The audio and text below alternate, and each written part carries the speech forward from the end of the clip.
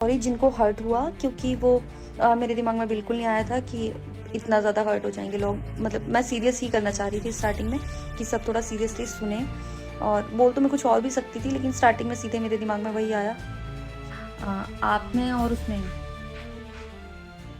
पूनम पांडे में कोई फर्क लोगों को ये वीडियो देखने के बाद कुछ समझ में आ ही गया होगा, क्योंकि अंजलि राघव बहुत ज्यादा 1 घंटे पहले लाइव आई हुई थी। जिस तरह से बोलते नजर आ रही थी, इनको बहुत ज्यादा पावर स्टार पवन सिंह के जितने भी फैन है उनका पावर पता चल चुका है। वीडियो में ये भी बोलते नजर आ रही थी कि पावर स्टार पवन सिंह के इल्जाम तो कुछ और भी लगा सकते थे, कुछ और भी बात बोल सकते थे, लेकिन बोला तो नहीं जो मन में। नहीं दोस्तों, इसमें पूनम पांडे को भी बीच में अंजलि राघव आई थी। जिस तरह से पावर स्टार पवन सिंह पूनम पांडे को बोलते नजर आ रही थी, इसके वजह से पावर स्टार पवन सिंह के जितने भी फैन है इस तरह से अंजलि राघव को गाली देते नजर आ रहे थे, इस तरह से बेइज्जती करते नजर आ रहे थे कमेंट में, जिसके कारण अंजलि राघव को 1 घंटा पहले अंजलि राघव ये भी बोलते नजर आ रही थी कि पावर स्टार पवन सिंह से मैं माफी मांग लिया था। लेकिन आप लोगों को बता देना चाहता हूँ, जितने भी पवन सिंह के फैन है, चाहे आप लोगों को पता ही होगा, चांदनी सिंह भी कुछ दिन पहले लाइव आकर बोली थी कि कुछ व्यू पाने के लिए किस तरह से कपड़े पे नाचती है, छोटे कपड़े पहन के नाचती है, तब कॉम्प्रोमाइज नहीं होता है, तब कोई दिक्कत नहीं होता। पवन सिंह जब टच कर देते हैं तो बहुत ज्यादा प्रॉब्लम हो जाता है। पवन सिंह के साथ जितने भी पवन सिंह के चाहने वाले हैं, उस तरह से अंजलि राघव की इस तरह से बहुत ज्यादा बेइज्जती कर रही है कि क्या बोले, ट्विटर पे 14 नंबर पे ट्रेंड कर रहा है। 3 दिन हो चुका है। बहुत ही बात करें इवेंट का, तो इवेंट का हो चुका है 2 दिन, लेकिन भोजपुरी इंडस्ट्री में अंजलि राघव और पवन सिंह का ये विवाद थमने के लिए नहीं मिला है, बल्कि एक दूसरे को माफी भी मांग चुके हैं,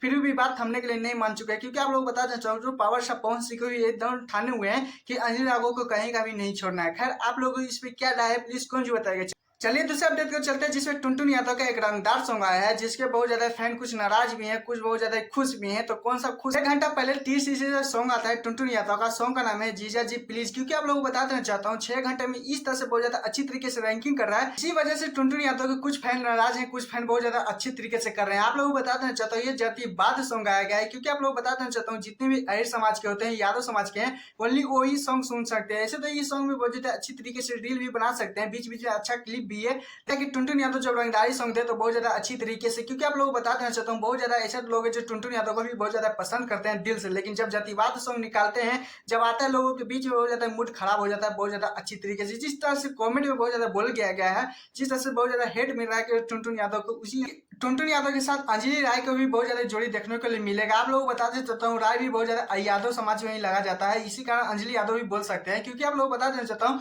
टुनटुन यादव का ये बहुत ज्यादा रंगदारी जो सॉन्ग है बहुत ज्यादा अच्छी तरीके से है। इसमें अच्छे अच्छे क्लिप भी हैं, जिसमें आप लोग इंस्टाग्राम पे रील बना सकते हैं। अगर जति बात यूट्यूब पे नहीं सुन सकते हैं, हम मानते हैं डीजे पे नहीं बज सकते हैं, रंगदारी वाले फील नहीं ले सकते, कोई बात नहीं। आप लोगों को टुनटुन यादव से क्या उम्मीद रहता है, प्लीज कमेंट जो बताएगा। मेरे चैनल ने तो चैनल सब्सक्राइब वीडियो को लाइक कर लीजिएगा, क्योंकि ऐसे ऐसे अपडेट वीडियो पाने के लिए। टाटा बाय बाय, फिर मिलते हैं नेक्स्ट।